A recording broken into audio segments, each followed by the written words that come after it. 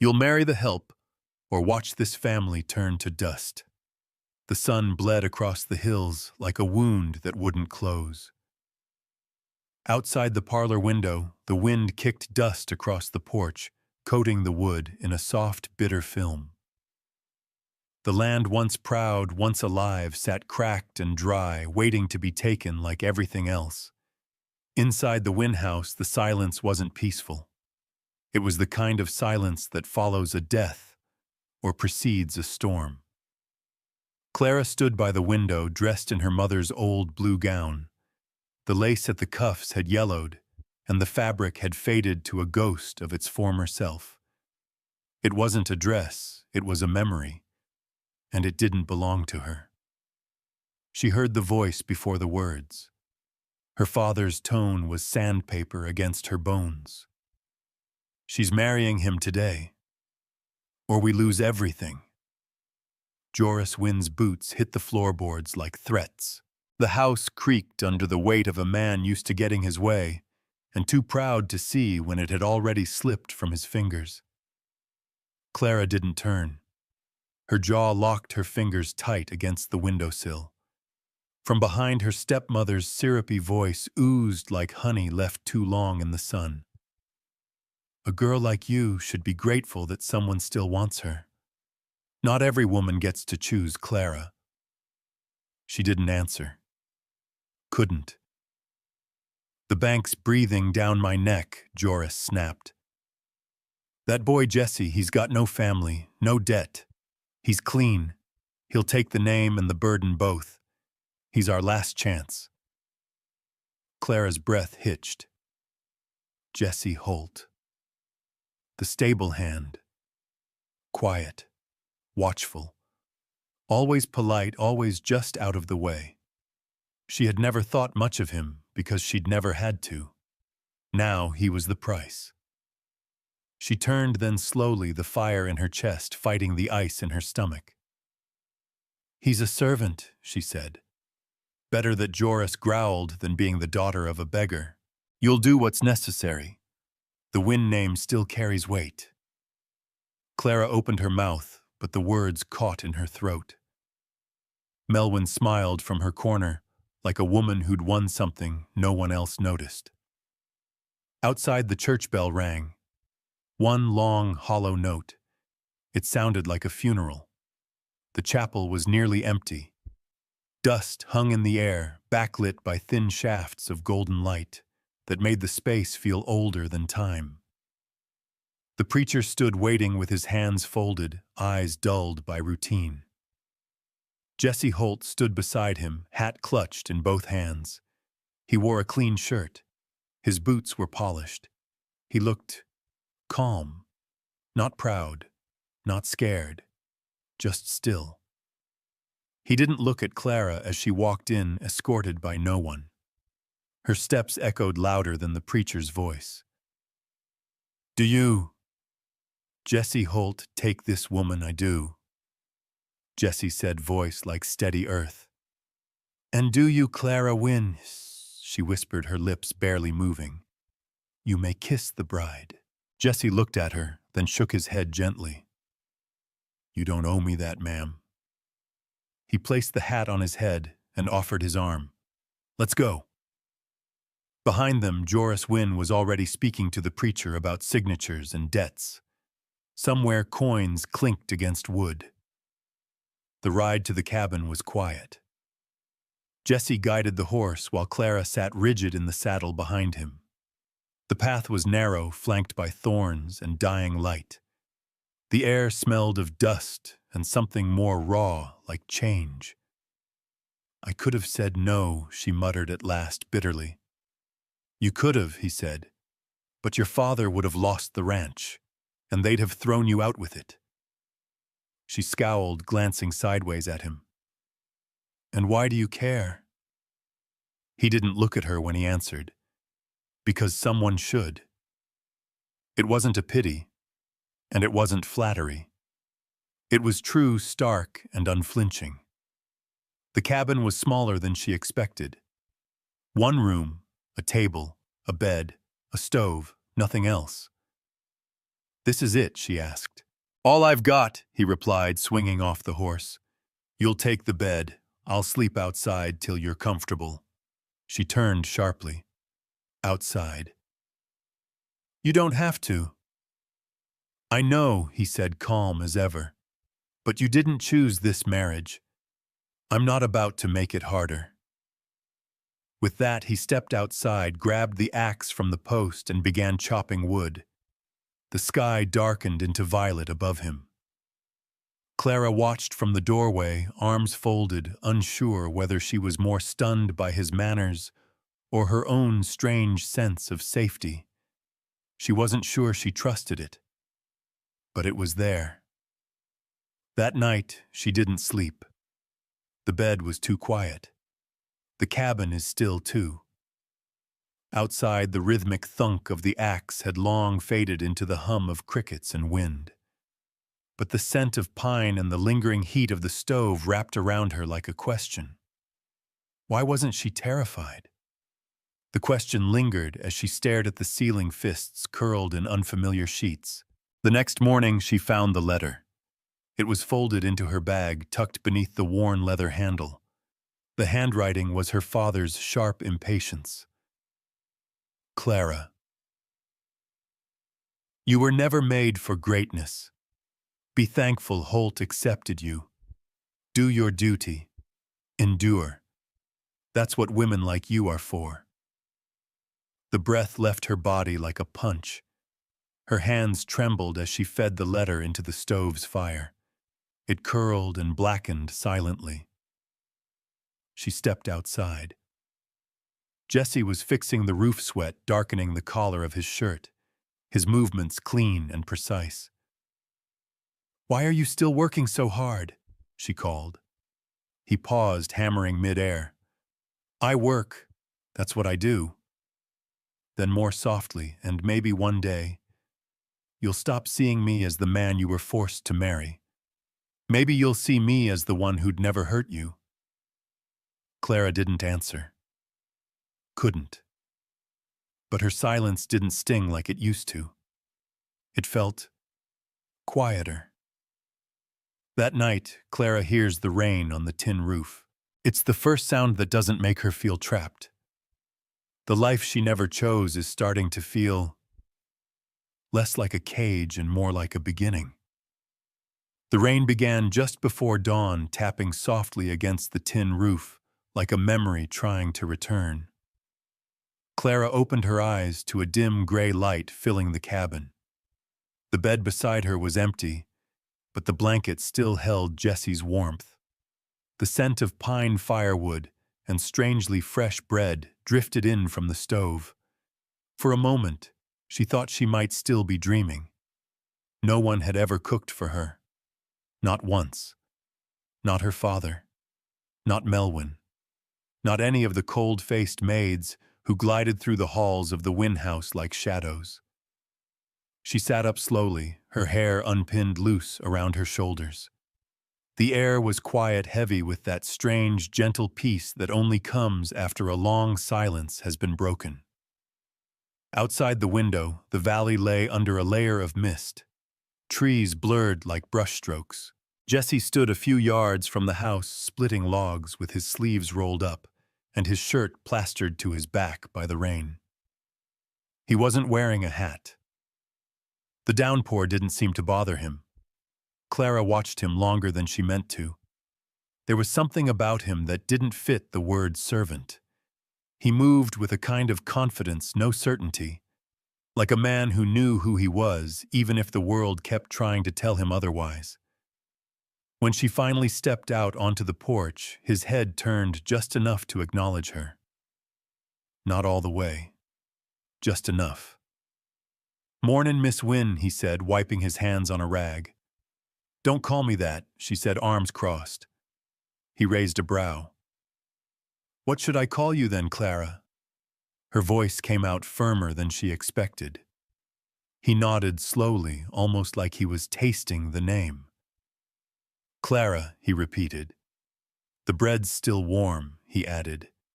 "Made it from what little we had. Hope you don't mind." She hesitated, then followed him back inside. The cabin still felt unfamiliar, but now it wasn't unfriendly. They sat across from each other at the small wooden table. Jessie served slices of coarse bread, a jar of honey cracked open between them. Clara studied him as he ate simple, quiet, focused food. He didn't glance at her the way men in town used to. There was no measuring look, no calculating smirk. Just calm. "You always wake up this early?" she asked, breaking the silence. "In the mountains, if you wait too long, you lose the whole day," he said, tearing a piece of bread. She smiled faintly. "I never had to get up early. At home, the maids did everything." He looked at her then for real. "Well," he said not unkindly, "you're free now." She almost laughed. "Free. This." She gestured around the small room. "You call this freedom?" "Yes," he said, meeting her eyes. "Because here no one's gonna sell you ever again." The words landed like a stone in her chest. She dropped her gaze, pressing her hands together in her lap. There was no venom in his voice, only truth. Cold, raw, and real. She didn't know if she wanted to hate him for it or thank him. They ate the rest of the meal in silence. But it wasn't the same silence as before. It wasn't heavy. It wasn't suffocating. It just was. Over the next few days, Clara found herself waking before the rain did. Jessie was always up first, always doing something, repairing the fence, fixing the door hinge, boiling water for washing. He never told her what to do, never expected her to lift a finger. But that was somehow worse. So she started asking. At first, small things like how to start a fire, how to boil potatoes, how to fetch water from the creek without spilling it all over her dress. Jessie never laughed, never smirked. He just showed her. Once, sometimes twice, quietly, patiently. One morning she tried to cut the kindling with the small hatchet and nearly chopped her hand.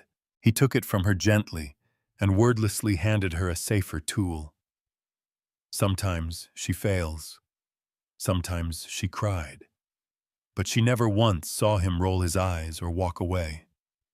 That unnerved her more than anything, because it felt like respect, and respect was something she didn't know how to carry. It happened one afternoon by the river. Clara had taken a basket of clothes to wash. Jessie had warned her not to go too far toward the edge where the rocks were slick from the recent storms. She didn't listen. The moment her foot slipped and she fell into the freezing water, the scream tore out of her lungs before she even hit the current. It wasn't deep, but it was fast and cold enough to steal her breath. Before she could get her bearings, he was there. Leaping down the embankment, arms around her, dragging her to shore, with a force that didn't match his silence. He held her as she trembled, her soaked dress, clinging to her teeth, chattering. His coat wrapped around her like a shield. "I told you," he said through clenched teeth, "not to go near the edge." "I didn't ask you to follow me," she snapped, breathless and angry with herself. "You don't need to ask me," he replied, steady, sharp. "I don't need permission to save you." Their eyes locked. For the first time, she didn't see the man her father had spoken about in cold, dismissive tones. She saw the man who had run into the river without hesitation, who had seen her as someone worth saving, not bartering. She turned her face away, red with shame and something harder to name. "Thank you," she whispered. He didn't answer. He just lifted her into his arms, carried her back to the cabin, and didn't say a word as he stoked the fire, helped her out of the wet clothes, and handed her blankets. Later, as she lay wrapped and dry by the fire, she watched the flames dance and finally spoke. "You're different," she said quietly. He looked up. "Different from who?" "Everyone," she replied. "My father. The men in town. Everyone." He stared at the fire for a long time before answering. Maybe it's because I know what it's like to have nothing, he said, and how much it means when someone or something finally gives you a reason to keep going. She said nothing more that night, but she didn't sleep either, because now she'd seen the man behind the silence, and she wasn't sure what scared her more, that he was real, or that she was starting to hope he'd stay. Jesse opens the old chest beneath his bed and lets Clara glimpse the pieces of a past he's never shared with anyone, pieces that will change everything about how she sees him. My father never gave me his name, but he gave me this, the belief that I matter even if no one says it. The chest was older than the cabin, older than Jesse's silence. Its edges were worn smooth, the iron latch rusted but still firm. Clara had seen it once, barely half hidden beneath the bed when she swept the floor. She hadn't asked about it then. But tonight, something was different. The rain had come back steady and soft, drumming against the roof like the ticking of an old clock. Jesse had gone out after supper to check the traps along the ridge and returned with the collar of his shirt soaked and his face unreadable as always. He didn't say much, only nodded at her before hanging his coat by the fire. She couldn't stop staring at that chest. Something about it pulled at her, and out of curiosity but out of need. Like if she could just understand what was locked inside it, she might understand him too. "Jesse," she asked, her voice quiet, but not uncertain. He paused mid-motion, the lantern casting a warm circle around them.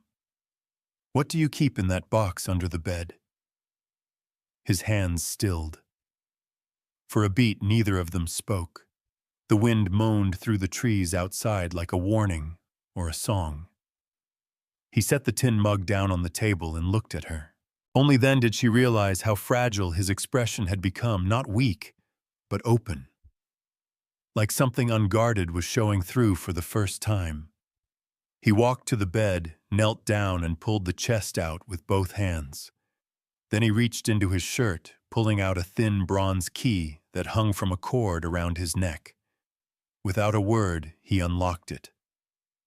Inside were only a few things: a stack of folded letters, a small wooden horse worn smooth at the edges, and a faded photograph of a woman with dark hair and kind eyes. Clara knelt beside him.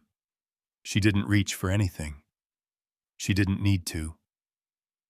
"She was your mother," she said softly.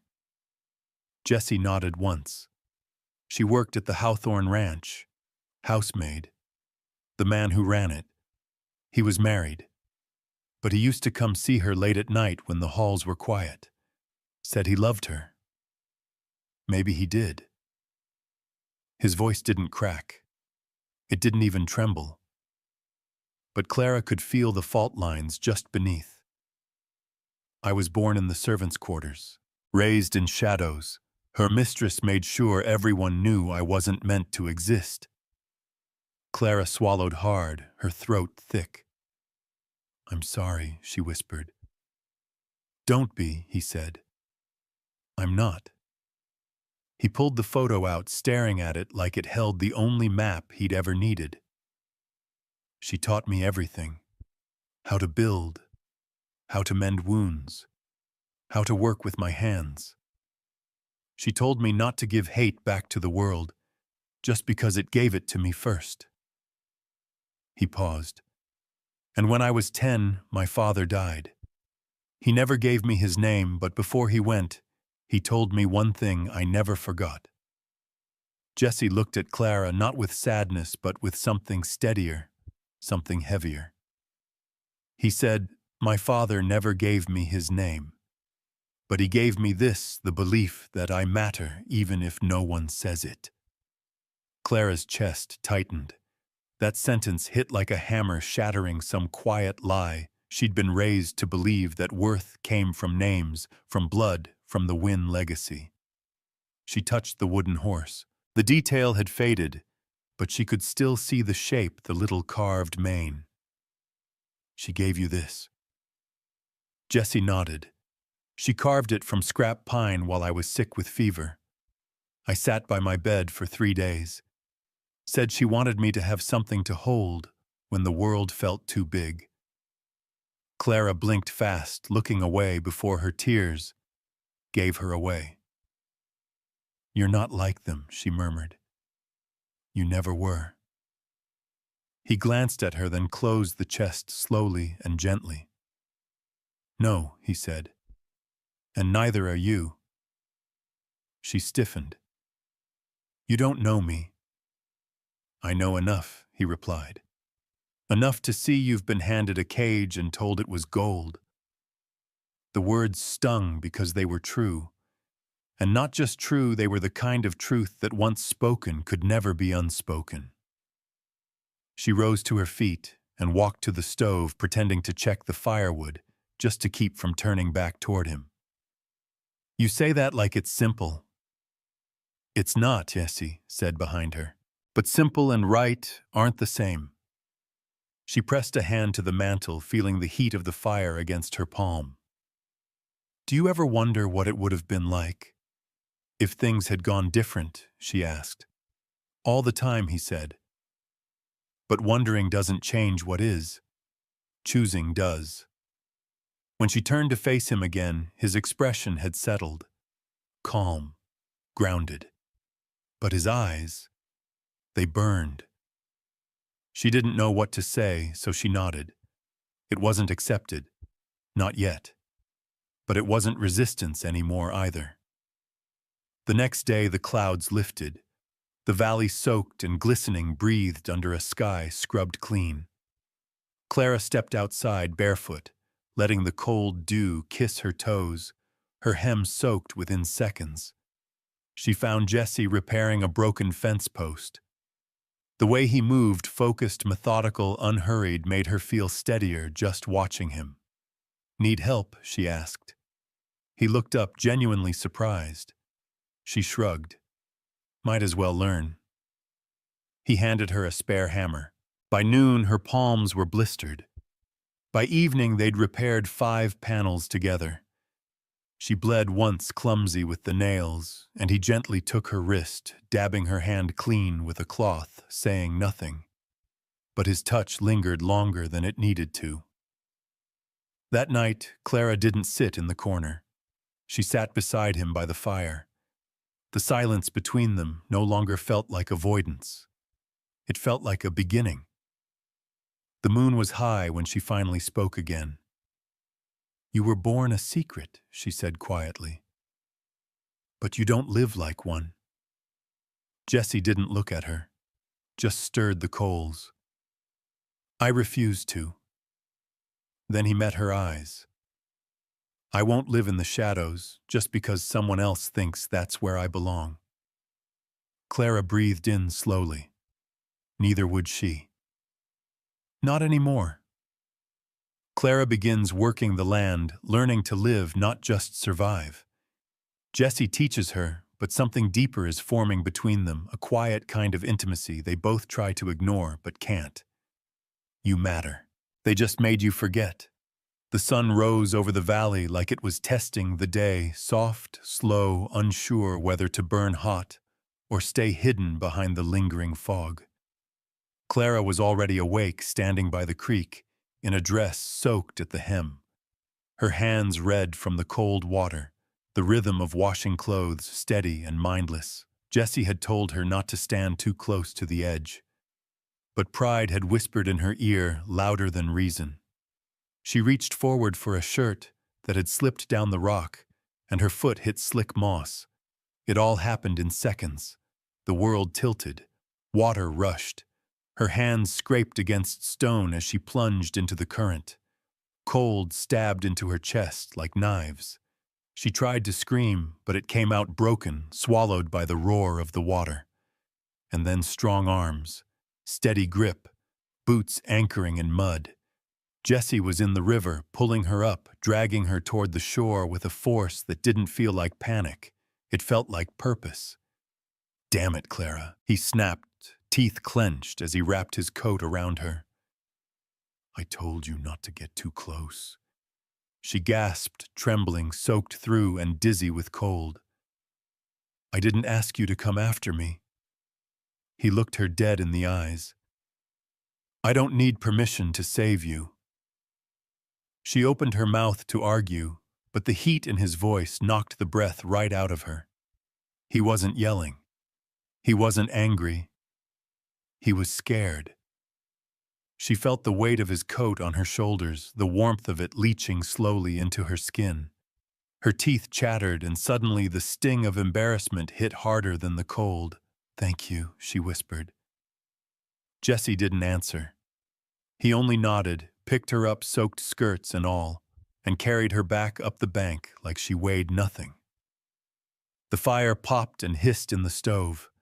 Clara sat wrapped in 2 blankets, her hair hanging wet over her shoulders, cheeks raw from the wind. Jesse moved around the room with quiet urgency, adding logs, drying her boots, setting tea to boil like he'd done it 1,000 times. She watched him with a strange, aching silence. "You didn't have to jump in after me." "I know," he said, not looking at her. "You could have let me learn the hard way." "I know." Clara hesitated. "Why didn't you?" Jesse turned then, kneeling in front of her so they were eye to eye. His face was unreadable, but his voice wasn't. "Because someone should care what happens to you." The words hit her harder than the river had. Not because they were loud, because they were true. She swallowed hard, and for a moment neither of them said a word. Then Jesse stood, grabbed a towel from the shelf, and handed it to her. "I'll give you some space." Clara took it with frozen fingers and watched him step outside into the drizzle, leaving the door slightly ajar. That night, she didn't sleep again. But it wasn't fear that kept her up this time. It was the echo of his voice. The way he'd looked at her like she wasn't a burden or a bargain made between men, but something worth pulling from a river just because she was her. Nobody had ever looked at her that way. Not her father. Not Melwyn. Not the boys who used to wink at her from church pews. She wrapped the blanket tighter around her shoulders, listening to the soft knock of rain on the roof, and for the first time since arriving, she didn't feel like a prisoner in that cabin. She felt seen. The days that followed came with a shift, subtle but sure. Clara started rising earlier, helping with the chores before he could tell her not to, fetching water without asking, stacking firewood the way she'd seen him do it. Jesse still did most of the work, but he stopped hovering, stopped treating her like she might break. And when she failed because she did, he didn't correct her with words. He showed her. She learned to start a fire without choking it, learned the right angle to slice potatoes so they cooked evenly, learned how to hear the weather before it showed its face. Jesse never praised her, never patted her on the back. But sometimes when she caught him watching her light the stove or balance a bucket on one hip, she saw the corners of his mouth twitch. Not quite a smile, but something close. And somehow, that was more than enough. One afternoon, she stood on a stool, washing the windows with a worn cloth. The sun filtered through the streaked glass, casting patterns on the floor. She lost herself in the motion scrubbing, until her arms ached, until she didn't feel like the girl in the silk parlor anymore. Jesse walked in just as she slipped. She gasped, flailing about to fall when his hands shot out, catching her waist, steadying her. Their faces were inches apart. Neither of them moved. The air shifted. Clara's breath hitched. She felt his hands on her, calloused and warm but careful. She looked into his eyes and saw something she didn't recognize yet, and something she wanted to. Jesse blinked and let go first, stepping back like the room had suddenly gotten too small. "You all right?" he asked, voice rough. "I'm fine," she said, even though her heartbeat said otherwise. Later that night, she found him sitting on the porch, staring out at the dark trees, a mug of something warm in his hands. She stepped outside without thinking, sat beside him on the top step. They didn't speak for a while. The crickets did the talking. Then Clara turned to him. "Do you ever think about leaving this place?" He didn't look at her. Just sipped, sometimes. And every time I think about it, I realize it's not the place I'd miss." She frowned.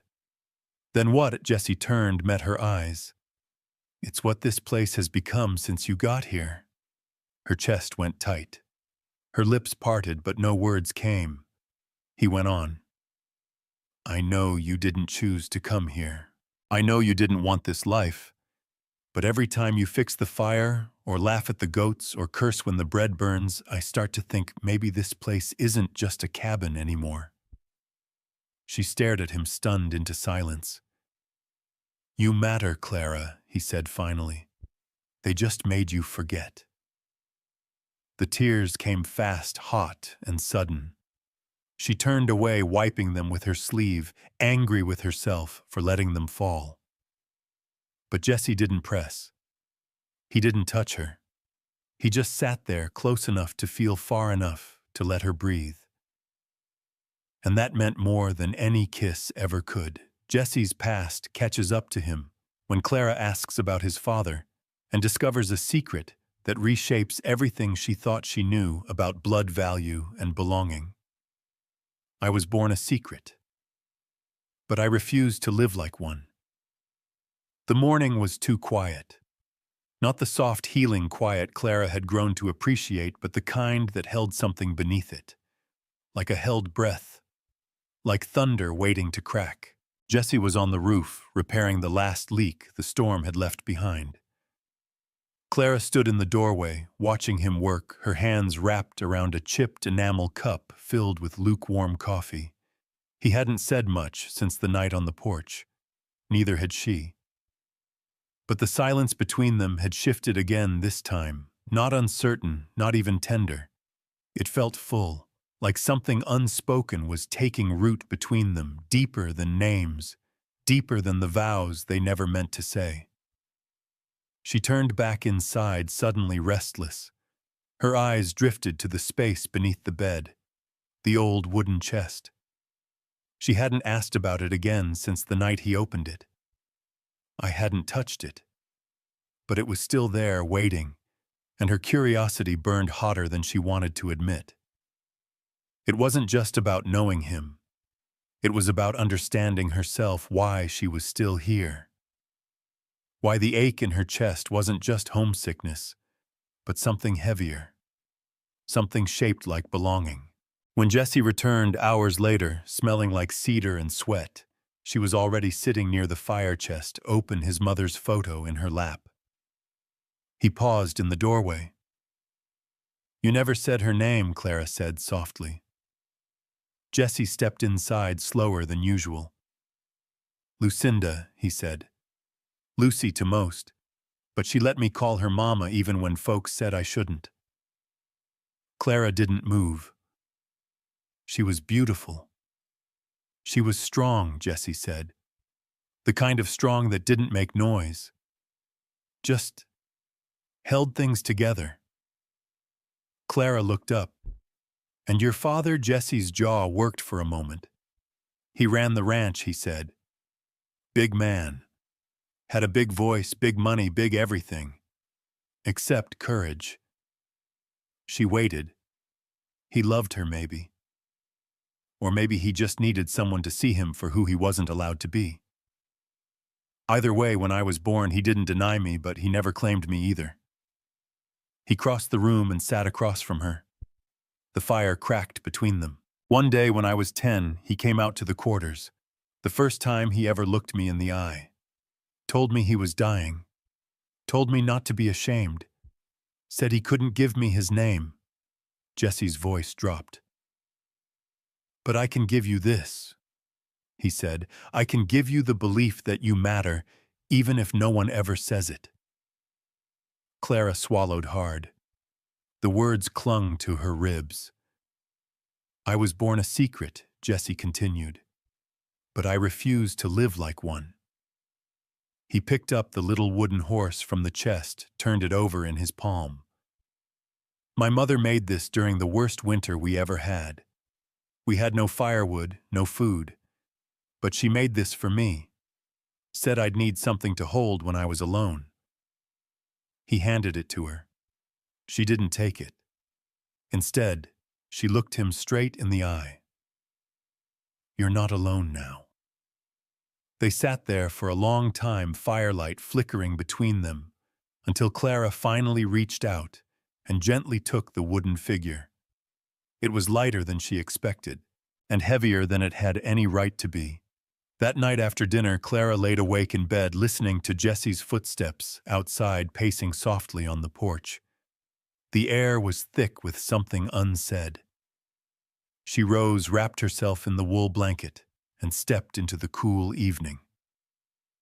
He was sitting on the top step, hat in his lap, looking at the sky like he was trying to remember something he'd forgotten long ago. I keep thinking about your mother, she said quietly, sitting beside him. He nodded, not looking at her. She had to be brave, Clara continued, to raise you in a world that didn't want to see her, to teach you how to hold your head up anyway. She taught me to survive, Jesse said, and to never become the man who left her. Clara turned toward him, her voice low. You didn't. You became the man who pulled a stranger from a river and didn't ask her to love him for it. Jesse looked at her then. Not searching, just seeing. I didn't pull a stranger, he said. Clara's breath caught. The silence between them stretched until it felt like the only sound left in the valley. She reached out slowly, her hand brushing his. I used to think love was loud, she said. Big, demanding. Like my father's voice when he made deals. Like church bells at a wedding. She shook her head, eyes stinging. But now I think maybe love is something else. What's that? Jesse asked. She smiled. Maybe it's just someone who sees you when you're not trying to be seen. Their fingers laced, slow and sure. And for the first time, Clara didn't feel like she was taking something that didn't belong to her. She felt like she was choosing. The next morning, the sky was sharp and blue, the wind brisk but not cruel. Clara followed Jesse out to check the traps, something she'd never done before. The walk was long, the trail narrow, but she didn't complain. She didn't need to. Jesse showed her how to spot deer tracks, how to read bent grass for signs of a fox, how to breathe so the woods wouldn't turn against you. Clara listened to every word, her heart quieter than it had been in months. When they stopped to rest under a cluster of pine, Jesse took a swig from his canteen and handed it to her. She drank, wiped her mouth, and looked at him. You ever wish you'd been born different? Jesse thought for a long time. Sometimes he admitted, but only when I forget who I am. Clara leaned back against the tree, closed her eyes. I think I'm starting to remember who I am, she said. And I don't think I'm her anymore. Not the girl who wore silks and never said thank you. Jesse smiled faintly. No, he said. You're someone else now. She turned to him.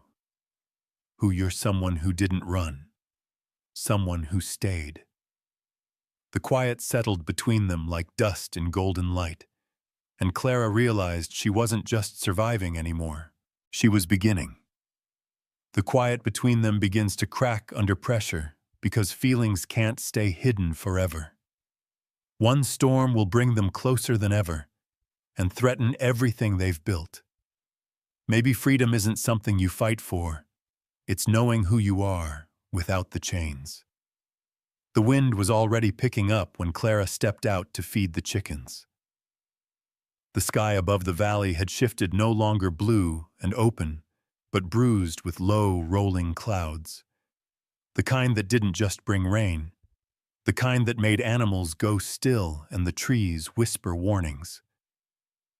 Jesse stood by the barn, reinforcing the door latches with rough-cut boards and nails. His shirt was rolled to the elbows, sweat darkening the fabric even in the cold. He didn't look up when she approached. I tightened the windows, she said, brushing hair from her face, and stacked wood inside just in case. He glanced at her, nodded. Good. The storm's gonna come hard. She hesitated. Will it be bad? Could be, he said simply. We'll ride it out. Clara watched him drive another nail through the wood, the force behind it precise, controlled. That was how he did everything, quiet, without fanfare, like he'd learned long ago not to waste energy on what didn't matter. Except he never treated her that way. When he finished, they walked back toward the cabin together. For a while neither said a word. Wind tugged at her skirt. The first drops of rain hit the dirt like a slow, ticking clock. Inside the cabin glowed with firelight and tension. Clara moved to the stove, keeping her hands busy. Bread dough, stew, anything to keep her from looking at Jessie for too long. But the air between them had changed. Days of learning. Nights of watching each other from opposite ends of the room. Little glances. Half-spoken truths. It was all building toward something she couldn't name. You're quiet, Jessie said from his chair. Clara glanced over her shoulder. So are you. Been that way my whole life. She smiled faintly. Doesn't mean you have to stay that way. Jessie leaned forward, elbows on knees. Don't say much because most people don't listen. She turned to face him fully now, a smudge of flour on her cheek. I'm listening. He studied her a moment, then stood and moved toward the window. Rain now fell harder, tapping against the glass like impatient fingers. I used to think freedom was a place, he said. Somewhere far from town. Away from people like your father. Away from names, from debts, from stares. He turned, eyes locked on hers. But maybe freedom isn't something you fight for. It's knowing who you are without the chains. Clara felt her breath catch. She stepped closer, uncertain if it was the fire's heat or his that warmed her chest. Then who are you, Jessie Holt? He looked at her like she was a question he wanted to answer slowly. I'm a man who's built every piece of his life with his hands, he said, and I've never asked for more than what I could carry. She moved closer still, and now. He didn't blink. Now I'm standing in a room with the one thing I never thought I'd have a reason to stay in. Her heart stuttered, but before she could speak, thunder cracked overhead so loud the walls seemed to shake. Jessie stepped back, grabbed the lantern, and checked the door. We need to brace the back wall. I'll help, Ooh, he said quickly, but not unkindly. Stay here. Keep the fire alive. Clara watched him disappear into the rain. It was only then she realized how afraid she was. Not of the storm, but of what might happen if the walls didn't hold. Hours passed. The wind howled like something alive. The trees groaned under the weight of it. Rain slammed against the roof. Clara pressed her hands to the window pane and searched for any sign of him. Then movement. A shadow staggered across the clearing. Jessie, soaked through shoulder, pressed to the cabin door as he shoved it closed behind him. He was bleeding. Not badly, but enough for her to drop everything. What happened? She rushed to him, guiding him to the table. Loose board hit me, he said through gritted teeth. Nothing deep. She grabbed a cloth, warm water, and began cleaning the cut near his collarbone. Her fingers trembled more than he did. You shouldn't have gone out alone. I've been alone most of my life, he said quietly. Yeah, she whispered. But you're not now. They didn't move for a long time. Then Jessie reached up, his fingers brushing hers. She met his eyes. Clara, he said, voice low, steady. You don't owe me anything. You never did. She swallowed. I know. But I need you to know something. What? He hesitated, then smiled, small, unsure, but real. I'm scared. That broke her. You, she said, half laughing, half crying. You who fights storms and fixes fences like nothing can touch you. I'm not scared of storms, he said. Then what? You, he said. Because if I start loving you, I wouldn't know how to stop. She stared at him, stunned, silent. And for the first time, her answer wasn't words. It was her hand sliding into his. Later, after the worst of the storm had passed, Clara stood by the window watching the rain soften into mist. Jesse sat by the fire, shoulder-bandaged, eyes heavy with exhaustion, but his mouth curled at the edges when she turned to look at him. She crossed the room, knelt beside him, laid her head gently on his knee. He didn't speak. He just rested his hand on her hair. And in that silence, Clara realized something. This wasn't survival anymore. This was choosing. When the past comes knocking in the form of a sheriff with questions and rumors, it will test everything they've built. Clara must decide if this love is worth defending, even against blood. She was never yours. She just didn't know it yet. The knock came just after dusk. 3 slow raps on the cabin door are deliberate, spaced. Not the wind, not a neighbor, not something you could ignore. Jesse looked up from the fire instinct sharpening his eyes. Clara froze where she stood by the sink, a dish in her hand suddenly brittle. The knock came again. Jesse stood silent as a shadow and moved to the door. He opened it just a crack. Sheriff Dade stood there, coat soaked from the mist, hat tipped, low mud crusting his boots. "Evening, Jesse." "Miss Wynne," he said with a nod. Jesse opened the door wider and stepped aside. Clara's stomach turned cold. "You'd best come in," Jesse said. The sheriff stepped inside, shaking off the rain. He didn't sit. Instead, he stood in the center of the room like a man who didn't want to stay long, but knew what he was about to say would linger far after he left. "I'm here on account of your father," he said, looking at Clara. She said nothing, but her fingers curled around the edge of the table. "He's been asking questions," Dade continued. "Around town. Says you were taken. Says this man forced you to marry him." "That's a lie," Clara said instantly. "I figured," Dade replied. "But that doesn't change how people talk. And folks in this valley, they love scandals more than the truth." Jesse's jaw clenched, but he stayed silent. "Word is the sheriff went on Joris Wynne's coming out this way. He ain't alone." Clara's face went pale. "Why, to take you back from what I hear." She laughed, dry bitter. "He sold me like cattle. Now he wants me back." Dade sighed. "Pride makes men do stupid things. Then he'll learn what happens when pride meets truth," Jesse said quietly.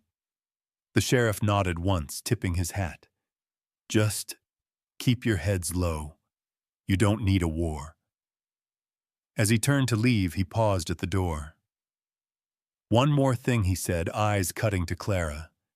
"He said you belonged to him, said you were his." Jesse stepped forward, voice steel. "She was never yours. She just didn't know it yet." Dade said nothing more. He stepped into the rain and was gone. The hours that followed were thick with waiting. Clara sat by the fire, her shoulders tense, her hands folded so tightly, her knuckles turned white. Jesse stood near the window, staring out into the night, eyes scanning the dark tree line. "He's not coming for me," Clara said after a while. "He's coming for control. That's all he's ever wanted." Jesse didn't answer. He didn't need to. She could see the truth of it in his eyes. "What do we do?" she asked. He turned to her. "We hold." She stood, then crossing the room. "He'll come with men, with weapons, with his name." Jesse stepped closer. "And I'll face all of that. But I won't raise my hands to him, not unless I have to." Why, she asked. "He'd raise his against you. Because if I fight him with what he understands, I become him." Clara swallowed, her voice breaking. "Then what will you do?" He reached for her hand.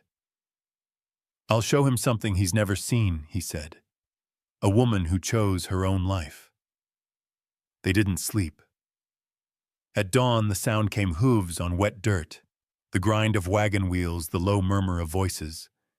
Clara stepped onto the porch as Jesse walked out beside her. 5 riders approached. At the front, Joris Wynn. His mustache trimmed, sharp coat, stiff eyes, hard with purpose. Behind him, Melwyn sat atop a palomino, her feathers sagging from the damp. Clara's breath caught, but she didn't step back. Clara Joris called out, "Come down now, you're going home." She didn't move.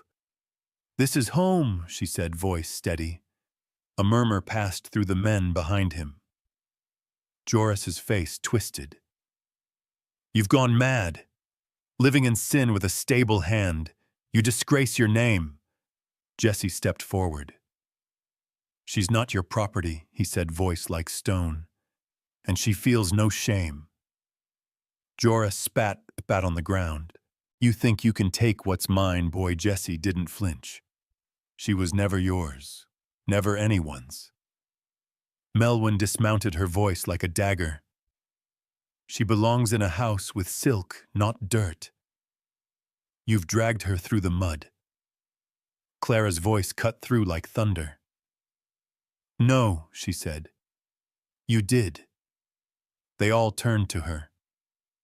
"You sold me to pay his debts," she said, pointing at Joris. "You handed me off like a bag of feed and told me to be grateful." Her voice rose. "But here I found something you never gave me. Not money, not comfort, dignity. Jesse Holt has more of that in his hands than you have in your entire name." Joris's hand twitched toward his revolver. "Careful," the sheriff's voice barked. Everyone turned. Sheriff Dade rode up from the trail, shotgun across his saddle, eyes fixed on Joris. "This isn't your land, Joris, and she's not your wife to reclaim." Joris's rage boiled over. He drew his weapon. Clara gasped. Jesse moved. The shot cracked through the morning. Jesse's shoulder jerked back, red blooming across his shirt. "Jesse!" Clara screamed, catching him as he stumbled to his knees. Dade leapt from his horse, wrenching the gun from Joris's hand. "You're done," he growled. "Get off this land before I drag you back to town in chains." Joris didn't speak.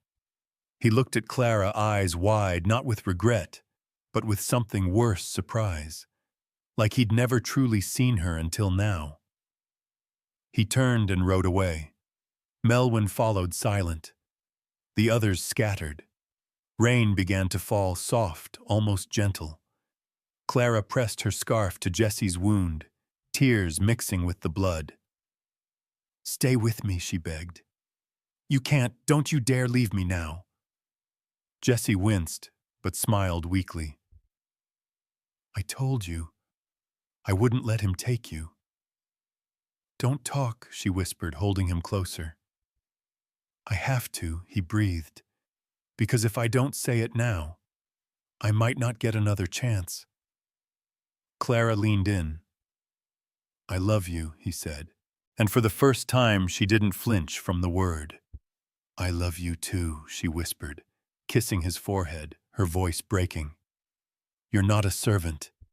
You never were. You're the only man who's ever seen me."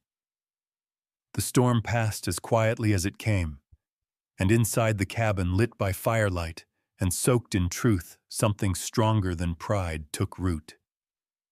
Jesse's life hangs in the balance. As Clara fights to keep him alive, she discovers just how much of herself she's already given and how far she's willing to go to protect what they've built.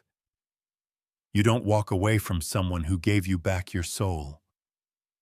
Blood soaked through the cloth faster than Clara could press it down. Jesse was slipping. His breaths came shallow, his skin pale cold. The fire popped behind her, but she barely heard it.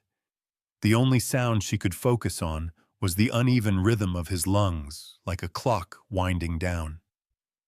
She leaned closer, her hands slick with red.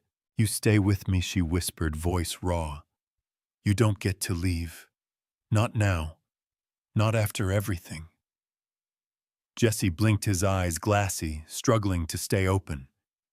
"You said..." "This was home," he murmured. "It is," she said, "but only if you're in it." He tried to smile, but it faded. Clara turned toward the door and shouted, "Dade!" The sheriff burst in, still out of breath from the standoff. "Help me," she said. "He's bleeding too fast.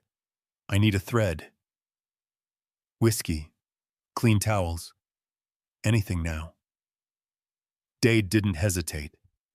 He ran out the door, barking orders to a deputy down the trail.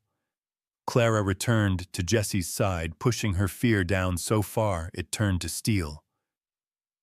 "You don't get to leave me," she said, again more to herself now. "Not when we haven't even started." By nightfall, the cabin looked more like a battlefield than a home. Clara had stitched his wound with shaking hands. Dade poured the whiskey, and she bit down on her own lip every time Jesse winced.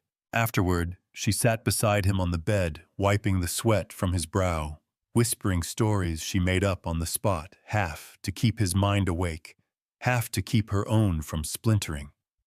Every so often he'd stir, mumble her name, then drift again. Outside, the storm had left the valley soaked and heavy with silence. Inside, Clara stayed awake through the night, watching over him like a sentry. Days passed. Jesse hovered somewhere between waking and fading. Clara cared for him the way he had once cared for her, patient, constant, silent, in all the ways that mattered. She cooked what little she could, fed him broth when he could swallow, changed his bandages, cleaned the wound, read aloud from a tattered book of parables she found on the shelf. But she never cried, not once. She couldn't afford it. Instead, she whispered to him when he slept, "You don't walk away from someone who gave you back your soul." She told him stories of the life she imagined, the garden she'd plant in spring, the rocking chair she'd carve for the porch, the nights they'd fall asleep with the windows open and no secrets between them. And every morning she woke before the sun just to make sure he was still breathing. On the fourth morning, she nearly missed it. A sound, small, rough, caught in Jesse's throat. Not a groan, not pain. A word. Her name. She rushed to the bed. "Say it again." He blinked, trying to focus. "Clara." Tears blurred her vision. She grabbed his hand. "You're here." He tried to sit up but failed. "I feel like hell," he croaked. "You look worse," she said, grinning through the tears. He chuckled, then winced. "Don't laugh," she warned. "Your stitches are barely holding." He let his head rest back against the pillow. "Still here, where else would I be?" His eyes locked on hers, soft and steady. "You stayed." She nodded, voice thick. "Always." The next few days brought strength. Jesse could sit up, speak more. Dade came by with food and supplies, staying only long enough to nod his respect and leave. No one else came. Joras was gone. Melwyn, too. And with them, the last tie to the world Clara had once belonged to. She didn't miss it. One night she sat beside Jesse as he carved a small piece of wood clumsy with his left hand, but determined. "What are you making?" she asked. "Figure it's time you had something to hold on to." She smiled, touched his wrist. "I already do." He looked at her. Really looked. "You saved me. We saved each other." There was quiet again, the kind that felt whole. Jesse broke it first. "What do you want, Clara?" She looked toward the fire. "I want a life no one gave me," she said. "One I built. One I chose." He nodded. With me, she turned back to him, sure. "Yes." Spring came early. The land thawed. The creek ran swiftly again. The goats gave birth to 3 wild, scrappy kids that Clara named after dead poets just to amuse herself. Jessie walked the ridge slowly now, still healing, but stronger every day. Clara planted the first row of vegetables by herself, hands in the dirt, back sore, heart light. They didn't talk much about the past. Not because it hurt, but because the present was too full. They slept in the same bed now, not because the room was small, but because it felt wrong to be apart.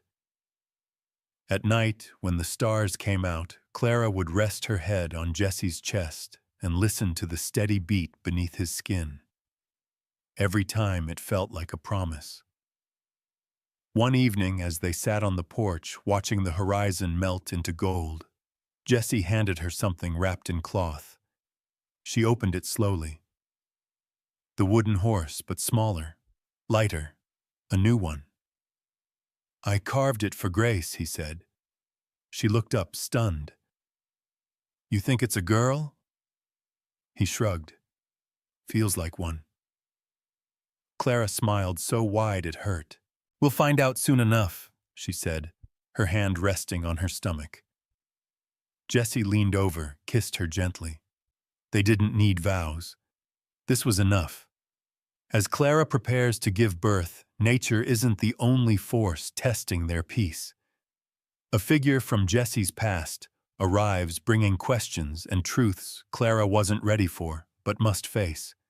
Sometimes love isn't what heals you. It's what you're forced to protect even when it hurts. The baby kicked hard that morning, so hard, Clara dropped the ladle into the stew pot and doubled over with a gasp. Jessie was at her side in an instant, hands warm on her shoulders. "Just a strong one," she grinned through the pain. "Probably got your temper." Jessie chuckled, helping her to the chair. "Let's hope they get your stubbornness. I don't want to wrestle with 2 of us under one roof." Outside, the valley hummed with life. Birds returned. The air tasted of green things, of thawed dirt and new beginnings. Clara had never known peace could feel this real, like it had roots, like it could grow if she just kept watering it with days like these. But peace doesn't knock. It walks through the door without permission. The stranger came at sundown. Jessie was chopping wood out back when Clara saw the figure riding toward the cabin, dusty coat hat, pulled low, gait too familiar to be a stranger. Her heart still. The rider dismounted without tying his horse. He walked like he knew the place, like he'd walked it before. Clara stepped onto the porch, protective hand over her belly. "Can I help you?" she asked. He looked up. Eyes sharp, mouth drawn in a line. "My name's Tobias Holt," he said. She blinked. "Holt. I'm looking for my brother." Jessie froze when Clara called for him, voice tight with confusion. He came around the cabin, wiping his hands on his shirt.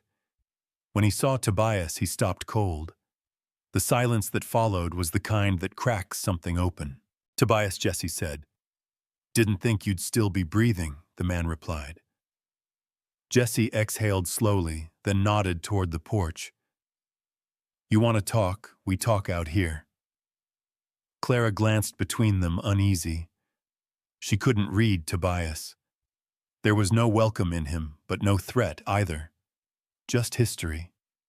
They sat, Jessie between them. "You gonna say why you're here?" Jessie asked. Tobias leaned forward, elbows on his knees. "Father's dead." Jessie didn't flinch. "He's been dead to me for a long time. He left you something." Jessie snorted. "Let me guess, guilt and a deed." Tobias didn't smile. "The ranch. His name. The papers are signed. You're the only one he named." Clara looked at Jessie. He wasn't surprised. "Just tired." "I don't want it," Jessie said. Tobias's voice hardened. "It's yours." "No. It was built on blood and lies. You know that." Tobias looked past him straight at Clara. "He's a good man," he said. "But even good men run from ghosts. Sometimes love isn't what heals you," he added, voice quiet. "It's what you're forced to protect, even when it hurts." Jessie stood then, fists clenched. "You don't get to come here, say that, and walk away like you did something noble." "I came here," Tobias said, rising too, "because I knew he wouldn't.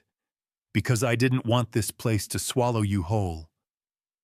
Jessie's chest rose and fell. Clara could see the war happening behind his eyes. "I built something here," Jessie said. "Not out of shame. Not because I had to. But because I wanted to. With her." Tobias looked at Clara again. This time it was softer. "You keep him grounded," he said. "He's been running since we were kids." She stepped forward. "He's not running anymore." Tobias nodded. "Good. Then he won't need the land. I'll sell it." He turned to go, then paused. "If you ever want to bury the old ghosts, you know where to find them." That night, Jessie sat outside long after the sun had gone. Clara joined him, wrapping a blanket around both their shoulders. "He meant well," she said. Jessie didn't speak. "Doesn't mean you owe him anything," she added. Still silence. Finally, Jessie whispered, "It's hard knowing your name was someone else's shame." Clara rested her head on his shoulder. "You're not what he left you. You're what you built out of it." He looked down at her belly. "Then maybe it's time I stop living like I'm still proving something." She kissed his hand. "I've never needed you to prove a thing." 2 days later, a letter arrived. From Tobias. Short, direct. No apologies. Land sold. Proceeds sent to local school. He wouldn't have approved. I figured that made it the right thing to do. Jessie folded the note and set it in the drawer with his mother's photo. He didn't say anything. He didn't need to. That night, Clara found him carving again. "What is it this time?" she asked, rubbing her belly. "Not sure," he said. "Maybe a cradle leg. Maybe just something solid to hold." She smiled. "It's beautiful." He looked at her eyes, soft. "So are you." She kissed him. Not out of habit. Not out of heat. But because in that moment everything that had ever hurt them finally felt behind them. But peace, like love, needs tending. And as spring deepened, a new challenge stirred, not one of blood or name, but of life itself. The baby was coming, early, too early, and Clara would soon face the kind of pain no one could carry for her. As Clara fights through labor, both she and Jessie confront the deepest fear of all loss. But in the crucible of that pain, something unbreakable is forged.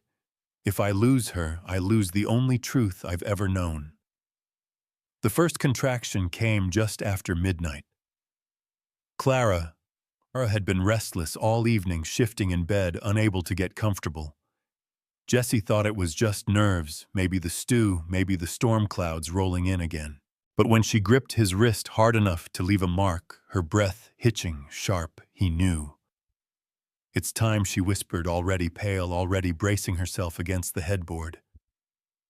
"Jessie, it's happening." His heart stuttered.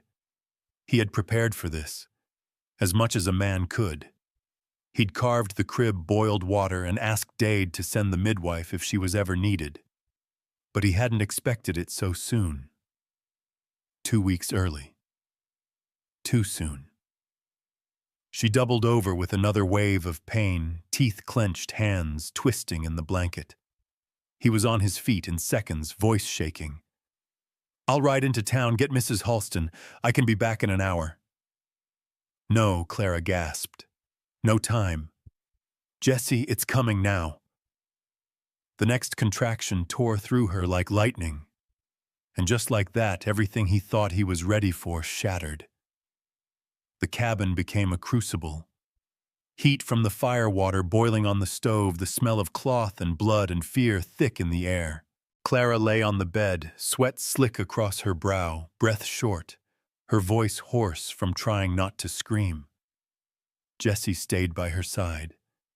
He mopped her forehead, rubbed her back, held her hand when she broke down crying between contractions.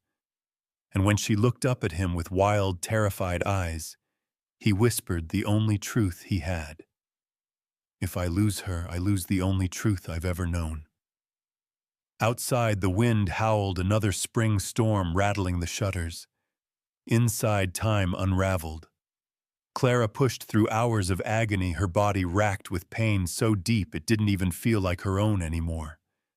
She cried out, not just from the tearing, burning, breaking, but from the terror of what might go wrong. Jessie kept whispering her name, kept telling her she was strong, that she could do this, that he needed her to come back to him. But the truth sat heavy in his chest. He'd seen death before. He'd seen it come for people in the most quiet and cruel ways. He couldn't lose her. Not now. Not when she'd become his reason to breathe. The fear lived in his throat, strangling every word he spoke. And when Clara went quiet, too quiet, he thought it had already happened. But then a cry, sharp, piercing, new, then another, Clara's voice breaking into sobs. Jessie's legs gave out beneath him. He collapsed to the floor, tears hot in his eyes, breath stolen clean from his lungs. It was a girl, small, red-faced, loud. Clara held her like she was made of glass and fire all at once, sobbing, laughing, shaking, whispering. "We did it. We did it. We did it," over and over like a prayer. Jessie sat beside her, unable to stop staring. "She's perfect," Clara said through tears. Jessie nodded, brushing a hand down the baby's downy hair. "She's real," he said. "That's the part I can't believe." Clara looked at him. "She has your eyes." He smiled, voice rough. "Poor thing." Clara laughed, then winced. She leaned into him, the baby between them, their little family finally whole. For hours they didn't move. They sat by the fire. The storm outside fading into nothing, the cabin wrapped in warmth and new life. Later, when Clara drifted to sleep, Jessie took the baby gently and walked to the window. The sky had cleared. Stars spilled across the dark. He held his daughter against his chest, heart beating hard. "I didn't think I could have this," he whispered. "A name, a home, a family." She wriggled in his arms, tiny fingers brushing his chin. "I'll teach you everything I know," he said. "How to plant tomatoes, how to listen to the wind, how to love with your whole damn heart." He kissed her head, eyes wet. "But mostly, I'll teach you that you're enough, just as you are." In the days that followed, the valley came alive again. Neighbors brought bread herbs and old quilts. Dade came with a cradle he'd helped repair. Even Tobias returned quiet but present, bringing books and firewood. The baby Grace slept with her fist curled beneath her cheek like she was already dreaming of wild things. Clara recovered slowly, leaning on Jesse without shame. And Jesse. He became something new. Not just a man. Not just a husband. A father. Every time he looked at Grace, something in him softened, but didn't weaken. It solidified. It is rooted. He knew who he was now. He'd fought for this, bled for it, and he'd protect it until his last breath. One night, long after the house had gone still, Clara sat by the fire, holding Grace close to her chest. Jesse came up behind her, resting his hand on her shoulder.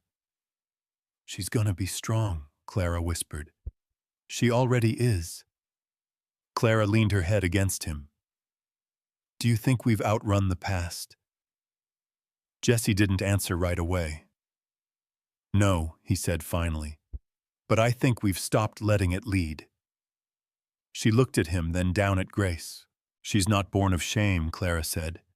"She's born of choice." Jesse nodded. "And that makes her free." As the seasons shift, Jesse faces an offer that could change everything and a chance to build something bigger beyond the valley. But chasing growth may mean risking the stillness that saved them. What if building more means losing what matters most? The letter came in late July, tucked between a feed order and a bill for fencing wire.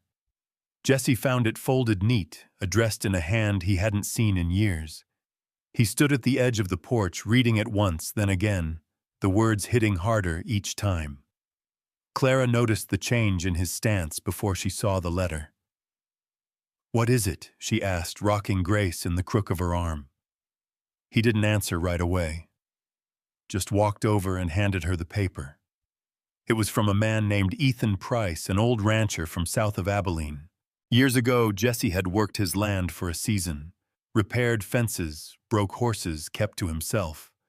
But apparently, he hadn't gone unnoticed. "Heard you settled down." "Good. I'm starting something new out west.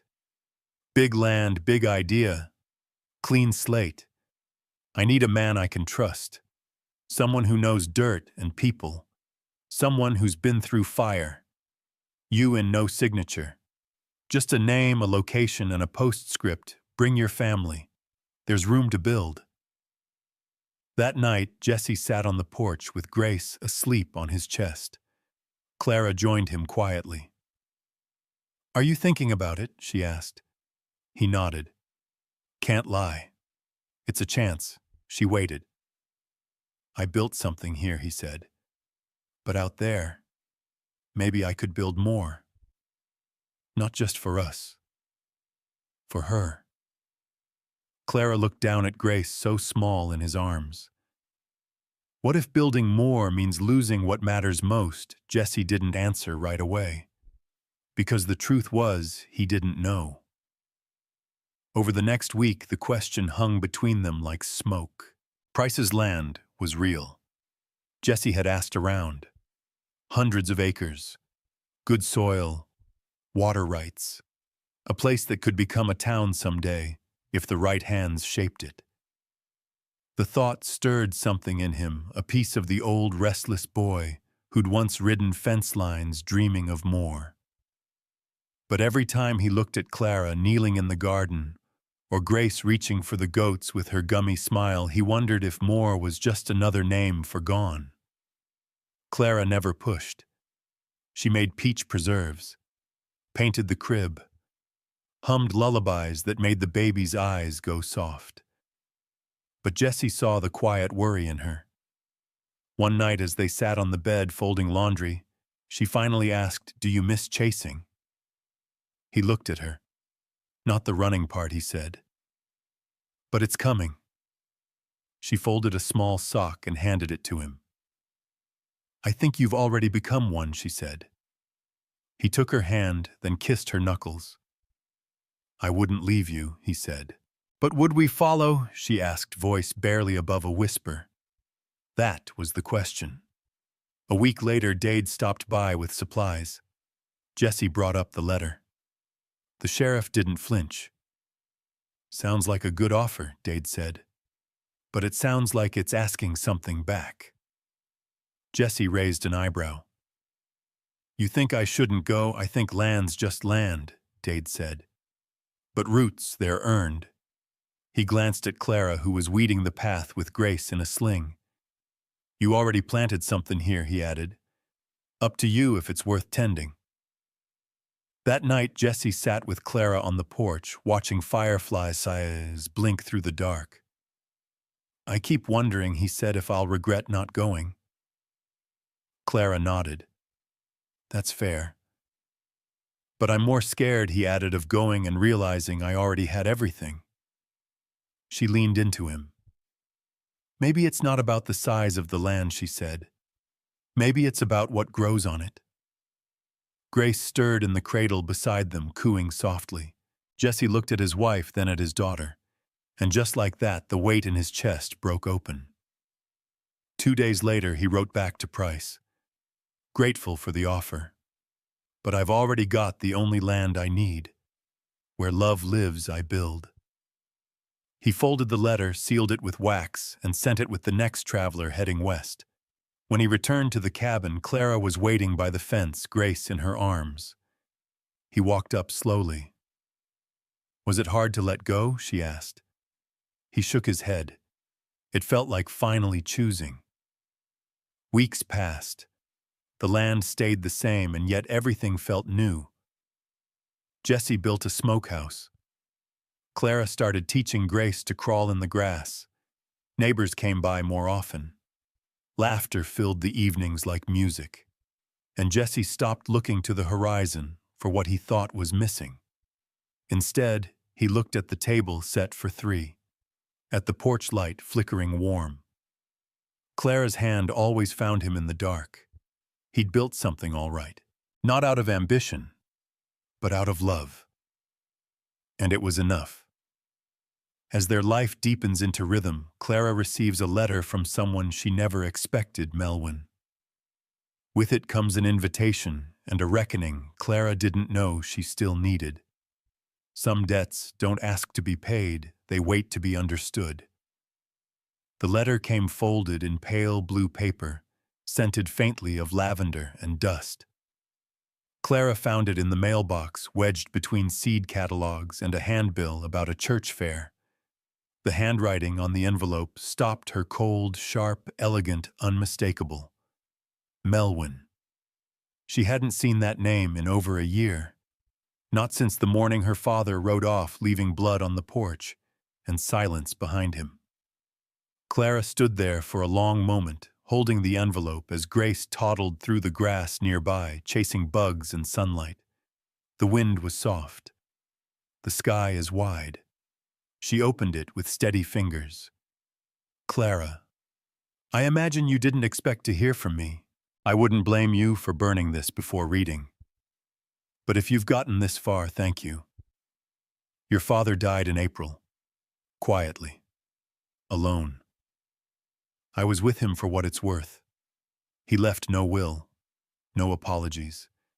Just a few debts and a name that weighed more in pride than it ever did in love. I'm writing because I'm tired of pretending I never saw you, of pretending I never chose comfort over courage. There's a gathering in town next week. Nothing formal, just a few old friends and a preacher who still remembers our family before it fell apart. I'll be there. If you'd like to come, I'd like to look you in the eye once and speak without pretending. Yours, Melwin. Clara read the letter twice. Then she tucked it into her apron and went inside. That night, after Grace was asleep and the dishes were drying on the rack, she sat beside Jesse by the fire, holding the paper in her lap, like it might catch flame on its own. She wrote, Clara said finally. Jesse glanced at her, the crackle of fire filling the pause. Your sister Clara nodded. My half-sister. She handed him the letter. He read it quietly, jaw-tight eyes unreadable. You want to go? He asked. I don't know, Clara said. She stood by while he sold me off. Said nothing when I cried. But what? But she's the only person left who remembers what it felt like in that house before it all went cold. Jessie nodded. Then maybe you go. Not for her, for you. The church was a small white clapboard building tucked between cottonwoods and old stone. It still smelled like candle wax and hymnals from a decade ago. Clara stepped through its doors alone, Jessie and Grace waiting outside in the wagon. Inside there were less than a dozen people, all older, all vaguely familiar in the way ghosts are. Melwyn sat in the front row, gloved hands folded tightly in her lap. She looked up when Clara entered, and for the first time in her life, Clara saw her sister without armor. No hat, no ribbons. Just a woman too tired to lie anymore. They stood face to face, silence stretching long. Then Melwyn whispered, You look like Mama. Clara didn't respond. I hated you for that, Melwyn said. She loved you more, or maybe just differently. I didn't understand it then. Clara's voice came low. You could have helped me. You could have said no. I know, Melwyn said, eyes wet. I know. A pause. Why now? Clara asked. Because the lies dried up, Melwyn said. And the truth doesn't sting as bad as being forgotten. Clara nodded slowly, then reached into her pocket and pulled out a small wooden horse. She handed it to Melwyn. He carved this for Grace, she said.